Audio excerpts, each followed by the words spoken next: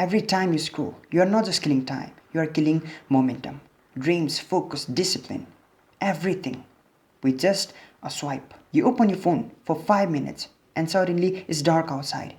Another day gone, another promise stays broken. You say you are just resting, but actually you are avoiding the task and unknowingly avoiding to the version of you that actually tries. That little screen that you keep staring gives you dopamine, but steals your identity.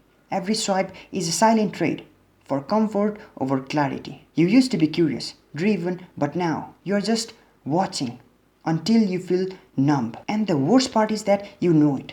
But you scroll it anyways because scrolling is easier than starting, easier than failing, easier than learning. This might be another video that you scroll past today, but if you are still here, good, because this shows that some part of you still cares that you are wasting your time. You might not like hearing this, but this video is not here to make you feel good. This video is here to wake you up from inside out, to tell you that scrolling for hours and hours leads you nowhere, that you are scrolling your potential away. Now listen carefully to this.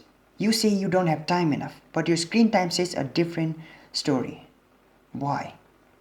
Just a reminder that the life that you're watching on that screen was built by someone who put their phone down and just started.